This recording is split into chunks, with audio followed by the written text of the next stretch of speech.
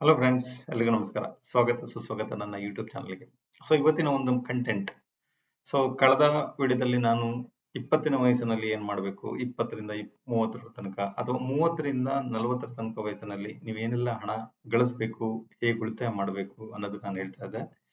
ಇವತ್ತು age 40 plus 40 and above financial journey by decade age of 40, 40ನ ವಯಸ್ಸಿನಲ್ಲಿ ಆರ್ಥಿಕ ಪಯಣ ಹೇಗಿರಬೇಕು. ನಿಮಗೆ ರೆಸ್ಪಾನ್ಸಿಬಿಲಿಟೀಸ್ ಎಲ್ಲ ಏನೆಲ್ಲ ಇರುತ್ತೆ.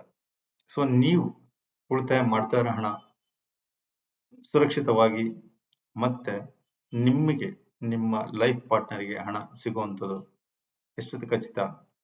ಆ ಒಂದು ವಿಚಾರದ ಬಗ್ಗೆ ಇವತ್ತು ಚರ್ಚೆ ಮಾಡೋಣ. ಯಾಕೆಂತ ಹೇಳಿದ್ರೆ ನೀವು ದುಡಿಮೆ ಮಾಡ್ತಾ ಇದ್ದೀರಾ, ಇನ್ಕಮ್ ಚೆನ್ನಾಗಿ ಗ್ರೋ ಆಗ್ತಾ ಇದೆ, ಜೊತೆಗೆ ನನಗೆ ಇನ್ವೆಸ್ಟ್ಮೆಂಟ್ ಮಾಡಕ್ ಗೊತ್ತಾಗ್ತಾ ಇಲ್ಲ.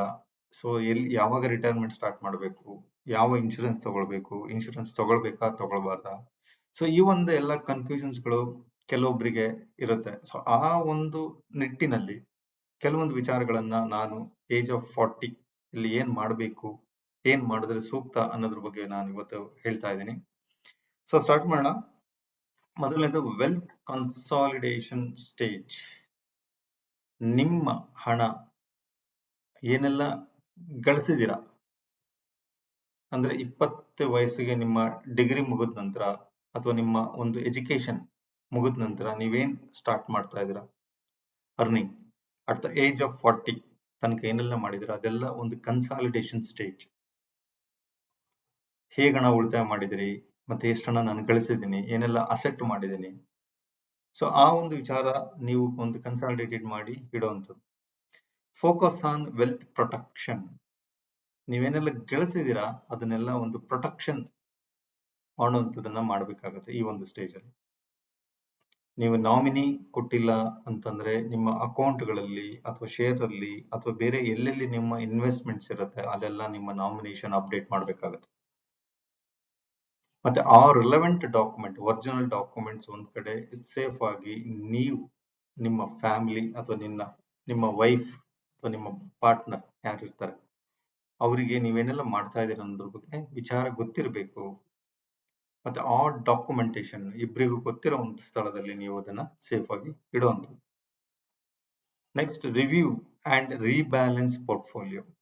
ನಿಮ್ಮ ಇನ್ವೆಸ್ಟ್ಮೆಂಟ್ಸ್ ಏನಿದೆ ಆ investments once in a while, once in a 3 months ಆಗಿರ್ಬೋದು ಅಥವಾ ಒನ್ಸ್ ಇನ್ ಎ ಮಂತ್ ಆಗಿರ್ಬೋದು, ಒನ್ಸ್ ಇನ್ ಎ ಕ್ವಾರ್ಟರ್ ಅಥವಾ ಒನ್ಸ್ ಇನ್ ಎ 6 ಮಂತ್ಸ್ ಆಗಿರ್ಬೋದು, ನಿಮ್ಮ ಒಂದು ಪೋರ್ಟ್ಫೋಲಿಯೋ ನೋಡ್ಬಿಟ್ಟು ಒಂದ್ ವೇಳೆ ಕಡಿಮೆ ಪ್ರಾಫಿಟ್ ಬರ್ತಾ ಇದೆ, ಈ ಹಣನ ತೆಗೆದುಬಿಟ್ಟು ಬೇರೆ ಕಡೆ ಇನ್ವೆಸ್ಟ್ಮೆಂಟ್ ಮಾಡಿದ್ರೆ ನನಗೆ ಹೆಚ್ಚು ಹಣ ಸಿಗುತ್ತೆ, ಅಥವಾ ಇಲ್ಲಿಂದ ಸ್ವಲ್ಪ ಹಣ ತೆಗೆದು ಬೇರೆ ಕಡೆ ಇನ್ವೆಸ್ಟ್ಮೆಂಟ್ ಮಾಡಿದ್ರೆ ಸ್ವಲ್ಪ ಜಾಸ್ತಿ ರೇಟ್ ಆಫ್ ಇಂಟ್ರೆಸ್ಟ್ ಸಿಗ್ಬಹುದು ಅಥವಾ ಪ್ರಾಫಿಟ್ ಜಾಸ್ತಿ ಸಿಗ್ಬಹುದು ಅನ್ನೋ ಒಂದು ಮನಸ್ಥಿತಿ ನಿಮಗಿದ್ರೆ ನೀವು ಅದನ್ನ ಇಲ್ಲಿ ವಿಡ್ರಾ ಮಾಡಿಬಿಟ್ಟು ಬೇರೆ ಕಡೆ ಇನ್ವೆಸ್ಟ್ಮೆಂಟ್ ಮಾಡುವಂತ ಪ್ಲಾನ್ ಕೂಡ ಮಾಡಬಹುದು.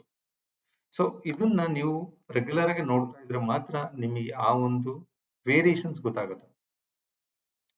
ಪ್ರಾಫಿಟ್ ಕಡಿಮೆ ಬರ್ತಾ ಇದೆಯಾ, ಲಾಸ್ ಅಲ್ಲಿ ಇದೀನಾ ಅಥವಾ ಪ್ರಾಫಿಟ್ ಜಾಸ್ತಿ ಇದೆಯಾ, ಅಲ್ಲೇ ಇಡ್ಬೇಕಾ ಹಣ, ಖರ್ಚು ಮಾಡ್ಬೇಕಾ, ಖರ್ಚು ಮಾಡಬಾರ್ದಾ. ಈ ತರ ಒಂದು ಕ್ಯಾಲ್ಕುಲೇಷನ್ ಯಾವಾಗ ಬರುತ್ತೆ ಅಂದ್ರೆ ನಿಮ್ಮ ಇನ್ಕಮ್ ಆದಾಯನ ನೀವು ರೆಗ್ಯುಲರ್ ಆಗಿ ನೀವು ನೋಡ್ತಾ ಇದ್ದು ಹಣ ಎಲ್ಲೆಲ್ಲಿ ಖರ್ಚಾಗ್ತಿದೆ ಅಂತ ಟ್ರ್ಯಾಕ್ ಮಾಡಿದ್ರೆ ಮಾತ್ರ ನಿಮಗೆ ಗೊತ್ತಾಗುತ್ತೆ. ಇಲ್ಲಾಂದ್ರೆ ನಿಮಗೆ ಎಷ್ಟು ಹಣ ಬರ್ತಾ ಇದೆ, ಎಷ್ಟು ಹಣ ಹೋಗ್ತಾ ಇದೆ ಅನ್ನೋದು ನಿಮಗೆ ಅರಿವಿರೋದಿಲ್ಲ. ಹಾಗಾಗಿ ನಿಮ್ಮ ಇನ್ಕಮ್ ಮತ್ತೆ ಎಕ್ಸ್ಪೆಂಡಿಚರ್ ನೀವು ರೆಗ್ಯುಲರ್ ಆಗಿ ನೋಡ್ತಾ ಇರ್ಬೇಕು, ಮತ್ತೆ ರೀಬ್ಯಾಲೆನ್ಸಿಂಗ್ ಮಾಡ್ತಾ ಇರ್ಬೇಕು. Reduce risk investment ಗ್ರಾಜುಲಿ at the age of 40. ಹೆಚ್ಚು ಹಣನ ಇನ್ವೆಸ್ಟ್ಮೆಂಟ್ ಮಾಡ್ಲಿಕ್ಕೆ ಹೋಗ್ಬಿಡಿ.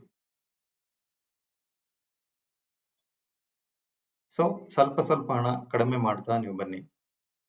ಇದರಿಂದ ಏನಾಗುತ್ತೆ, ನೀವು ಇನ್ವೆಸ್ಟ್ಮೆಂಟ್ ಮಾಡೋದು ಕಡಿಮೆ ಆದಂಗೆ ನಿಮ್ಮ ಹತ್ರ ಕ್ಯಾಶ್ ಇನ್ ಹ್ಯಾಂಡ್ ಇರುತ್ತೆ ಜಾಸ್ತಿ, ಅಥವಾ ನೀವು ಇನ್ವೆಸ್ಟ್ಮೆಂಟ್ ಎಲ್ಲಿ ಮಾಡಬೇಕು ಅಂತ ಸ್ಮಾರ್ಟ್ ಆಗಿ ಗೊತ್ತಿದ್ರೆ ಅಲ್ಲಿ ಪರ್ಟಿಕ್ಯುಲರ್ ಇನ್ವೆಸ್ಟ್ಮೆಂಟ್ ಮಾಡಿ ನೀವು ವಿಡ್ರಾ ಮಾಡೋಕ್ಕೆ ಪ್ಲಾನ್ ಮಾಡ್ಕೊಳ್ಳಿ. Next, ensure retirement corpus calculate in realistics. Retirement corpus ನ ನೀವು at the age of 40 calculate in realistic. ನಿಮ್ಗೆ ಏನ್ ಆದಾಯ ಬರ್ತಾ ಇದೆ, ಏನ್ ಎಕ್ಸ್ಪೆಂಡಿಚರ್ ಆಗ್ತಾ ಇದೆ, ಆ ಒಂದು ರಿಯಲಿಸ್ಟಿಕ್ ನ ನೋಡಿ ಅದರ ಆಧಾರದ ಮೇಲೆ ರಿಟೈರ್ಮೆಂಟ್ ಕಾರ್ಪಸ್ ನ ಜಾಸ್ತಿ ಇನ್ವೆಸ್ಟ್ಮೆಂಟ್ ಮಾಡಕ್ಕೆ ಪ್ಲಾನ್ ಮಾಡಿ. Avoid new long term loans at the age of 40+.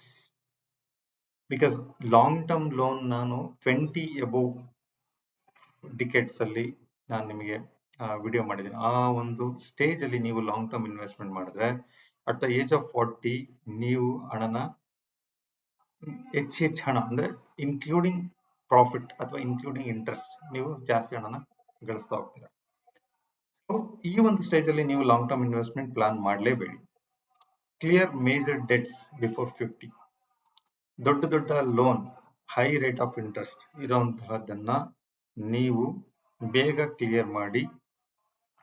Clear debt ಯಾವುದೇ ತರಹದ ಲೋನ್ ಇಲ್ಲದೆ ಇರೋ ತರ ನೀವು ಪ್ಲಾನ್ ಮಾಡಿಕೊಂಡು ಲೋನ್ ಅನ್ನ ಕ್ಲಿಯರ್ ಮಾಡ್ಕೊಳ್ಳೋದು.